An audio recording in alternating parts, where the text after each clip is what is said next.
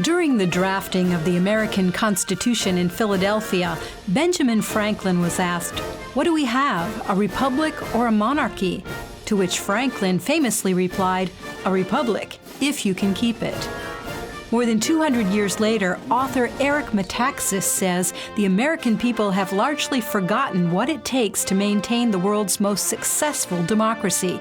And he says it's time that we rededicate ourselves to the ideas that the Founding Fathers set forth in 1787 before we lose them forever.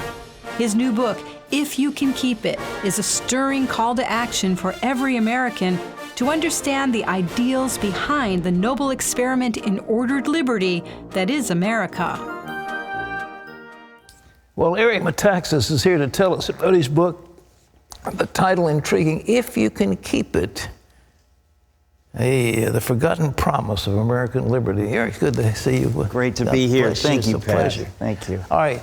A lady asked Benjamin Franklin, what did you guys give us? And he said, we gave you a republic if you can keep it. You and I know what a republic is, but what do you think he meant by republic? What was he giving us? He was talking about self-government, and he was talking, I write about this in the book because the reason I wrote the book is that I realized I myself had not learned these things growing up. I went to decent public schools. Yeah. I went to a horrible university called Yale University. Are you familiar with that? Awful. Let's not talk about it. But the point is that for the last 50 or so years, we've not been teaching these things. And so the more I learned about it, the more I realized if we don't teach this, if we don't learn what I put in the book, we're in trouble. And Franklin said, a republic, madam, if you can keep it. We always think of that as kind of like a cute joke. He said, if you can keep it.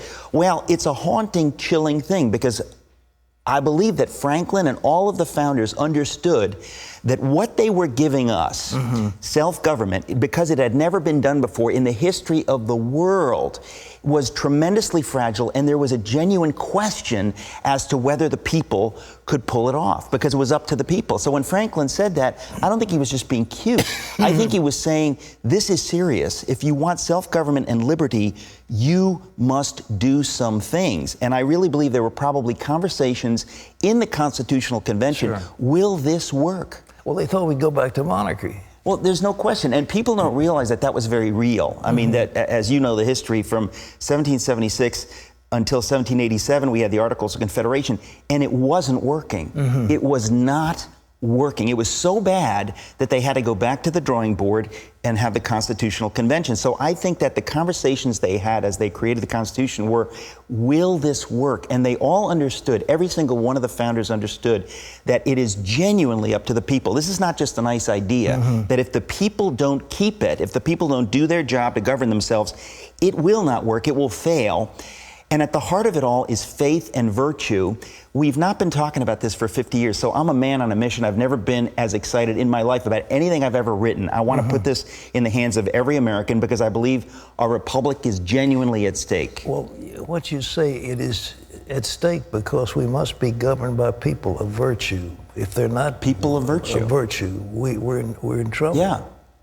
Well, when I say virtue, first of all, you know, this doesn't mean that we need to elect a president who doesn't smoke and who hasn't done anything wrong in his past. We're talking about what happens in a republic is that once the people feel that the leader is in it for himself or herself, once the people believe there's corruption, they bow out of the system. They no longer bother to vote or to be engaged citizens. And so we need leaders who really, the people have the sense that these people really do care about their country.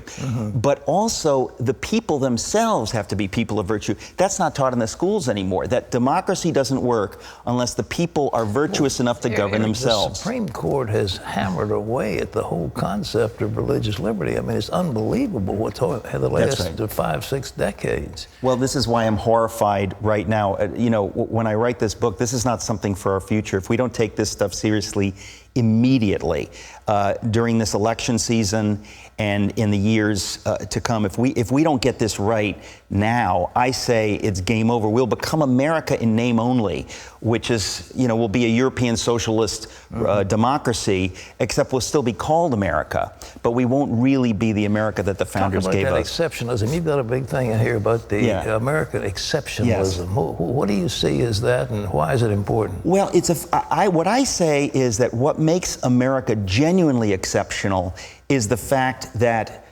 we are not here for ourselves. From the beginning, we have understood, and it's a fundamentally biblical idea.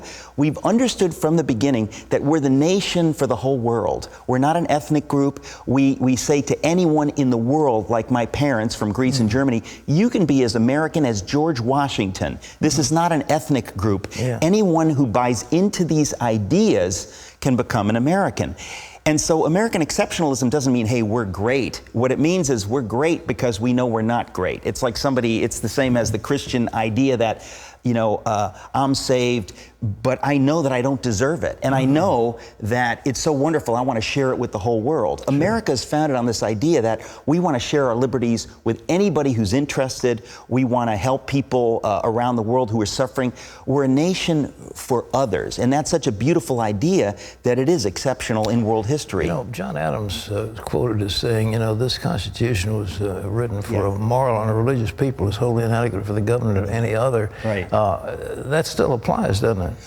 It applies, but what I discovered, and this is to me the shock, and this is why I'm so excited about this book, is I realized that it wasn't just John Adams, it was every single one of the founders. Franklin, Jefferson, we think of them as more secular, more, French Enlightenment deists. They and every one of the founders understood that without a people of virtue, there is no way that this can work. So that's an idea that if every single one of the founders bought into that idea, how is it that we're not teaching that in our schools? How is it that if you're watching TV or going to movies, you never hear these ideas? Without these ideas, America is destined to go away. Well, if somebody talks about a moral and religious people, suddenly they're, quote, violating the separation of church and state, and they're imposing their views on somebody else. And it goes down the line of every... It's fundamentally the opposite of what the founders intended. I talk about that as well in the book, that the concept of separation of church and state is not only misunderstood,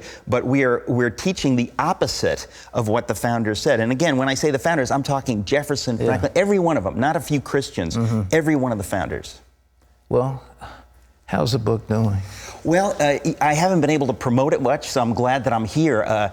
It hit the New York Times bestseller list when it first came out, but I've never been more passionate about a book, Pat. If I could get this in the hand of every American, I really believe that if we don't learn these things, and again, I wasn't taught these things in school, most people listening weren't taught these things in school. If we don't relearn the fundamentals of why this is a great nation, we will go away and the whole world will suffer. And so if you care about Mexico, if you care about China, if you care about the rest of the world, you need to care about America. Well, the kids don't learn this in school. That's right. None of them.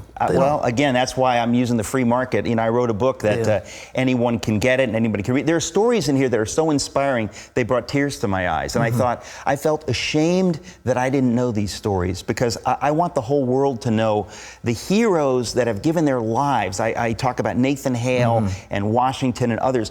They did things so great that it's a sin and a crime not to be teaching these stories. A statue of Hale that was defaced by students at Yale. Talk about that. Well, this is, when I discovered this, I could not believe it. It was like something like a joke.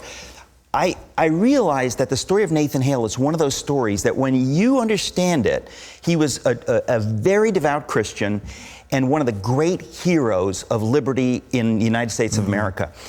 There's a statue at Yale because his dorm is still there at Yale. So they put up a statue in 1914, beautiful statue, but you never hear of any kind of heroism. We don't talk about heroism or patriotism or anything like that.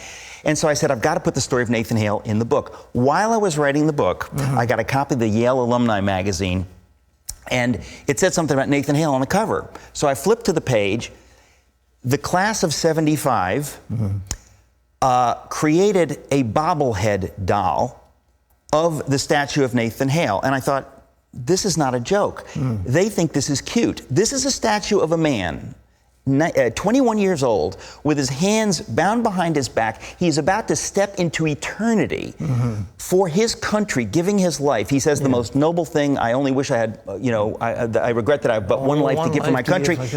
And just to show you how far away from these things we have come, the class of '75 thought it would be cute and whimsical. That's the term they used in the rebuttal to my statement, to create a bobblehead doll. And I thought, they are desecrating the memory of a man who literally gave his life for the United States of America, for the idea of liberty for all.